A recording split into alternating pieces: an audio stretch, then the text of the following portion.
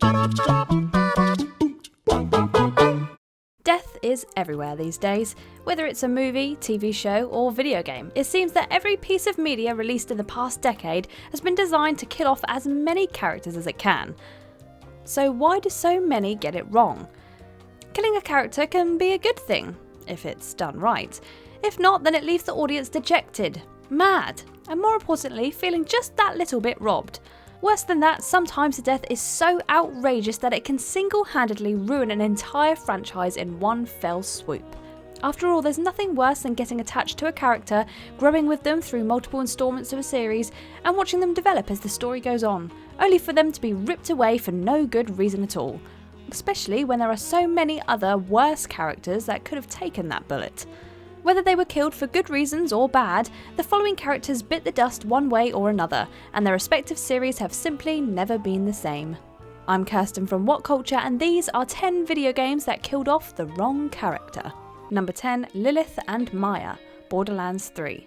Borderlands 3 arrived late last year, and has pretty much been forgotten about by everybody. While the premium looter shooter will never make its way onto any top 10 narratives and video games list, it still tries. Apparently that involves killing off at least one fan favourite character per game, like all storytelling should aim to do. Due to the narrative genius of Gearbox, it isn't just one but two Vault Hunters that die this time around. The problem isn't that Maya and Lilith get the axe, it's that there are so many worse characters the game could have chosen instead. Ava is annoying, she's always in the way, and she complains at every step of her journey. Not only that, but then the game tries to claim she's one of its most important characters, and just gives her Maya's powers. Wonderful work, Gearbox. Hilarious joke. It's as if one of the writers said, "We need to kill someone, fans love that," then made the voice actors play a game of Russian roulette. The twist being every cylinder was loaded, and only the fun characters were allowed to play. Number 9, Revan, Star Wars The Old Republic. With the revelation that Star Wars may be working on some sort of new Knights of the Old Republic game / show / movie, fans are understandably divided, especially after the recent direction Star Wars has been going in. In the Old Republic, Revan is back, except he really isn't. One of the most popular Star Wars characters of all time re-enters the franchise just to be beaten in a single flashpoint, the Old Republic's version of a raid or dungeon. Then Shadow of Revan came out and most assumed it would be another chance for Revan to really shine. Turned out the expansion was just one long slog through ever-increasingly insulting missions just to put the old legend out of his misery. Again. The simple solution would have been not to kill him in the first place. Instead, the player base was left with the likes of Theron Shan and Koth Vortina, two of the worst characters currently still alive in the Old Republic's ever-diminishing lifespan. Don't just throw some random guys on screen and try to act like the player's level 70 characters should care after countless hours of grinding without them. To any Star Wars writers reading this, stop ruining Star Wars.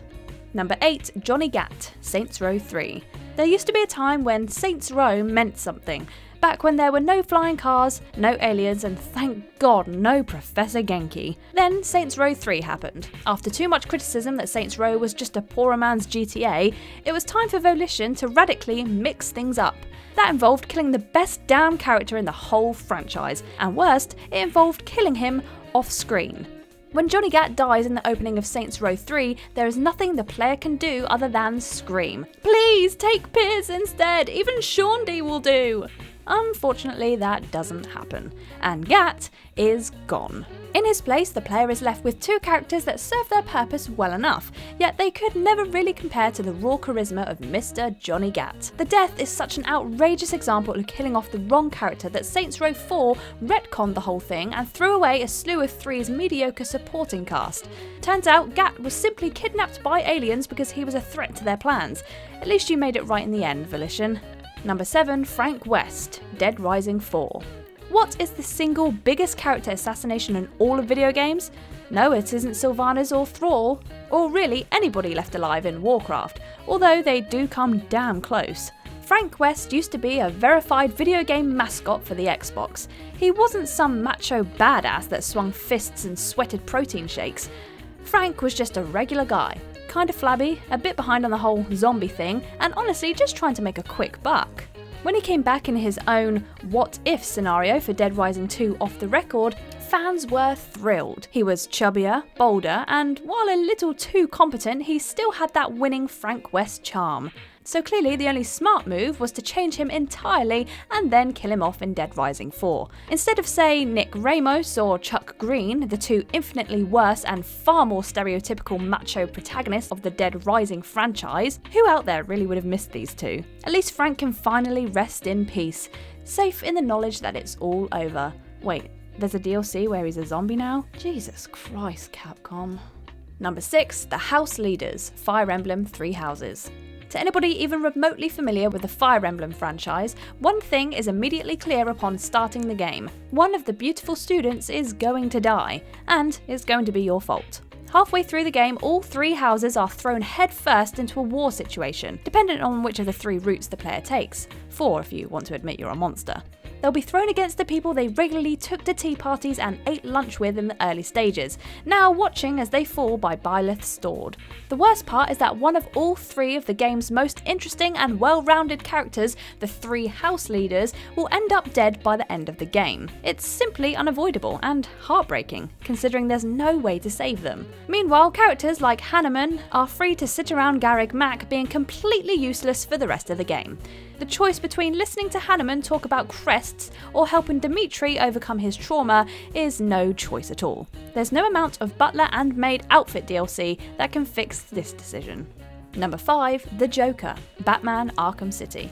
The Clown Prince of Crime is Batman's most famous villain, and for good reason. While Bats may have a much better rogues gallery than most superheroes, looking at you, Whiplash, it's hard for even the likes of Bane or the Riddler to live up to the Joker himself. So that makes it all the more devastating when he seems to bite the dust for good at the end of Rocksteady's Arkham City. The problem with his death isn't that it's a bad decision, it's simply that the question became, where do we go now? Arkham Knight follows this up by trying to use Scarecrow and the titular villain himself to drive the story, yet neither of them ever filled those huge clown shoes. A great choice would have been to kill off one of Batman's ever-growing roster of support characters instead. Someone like Dick Grayson or Barbara Gordon would have opened up a whole other realm of possibilities, not to mention just how well it would have tied into the whole Arkham Knight plotline, adding yet another layer into the concept of Batman's guilt. Instead, Joker dies, then just kind of comes back anyway. Number 4, pretty much everyone, Danganronpa. Danganronpa is a game that doesn't get enough credit in the wider gaming world. The premise revolves around a killing school game that involves a twisted moral situation for each of its participants. Will the students kill someone else to escape their captivity? If they do, can they get away with it? Obviously, this leads to a lot of deaths, and a lot of player tears as their waifu is unceremoniously murdered. Eventually, this gets to the point where all that's left are some of the most boring and one-dimensional characters in the game. So, of course, Miss Fanservice and the useless psychic Stoner Bro are two of the final participants. Unfortunately, the two add nothing to the plot or gameplay, beyond both of them shouting out absurd theories during the class trials, that is. But think how much better it could have been had pretty much anybody else survived instead. Someone like the manipulative goth gambler, or maybe even the stoic martial arts master. Not the fanfic writer, he can stay dead. The second game does seem to fare a bit better. This time around, only some of your favourites will end up dead. Number 3, Vol'jin, World of Warcraft.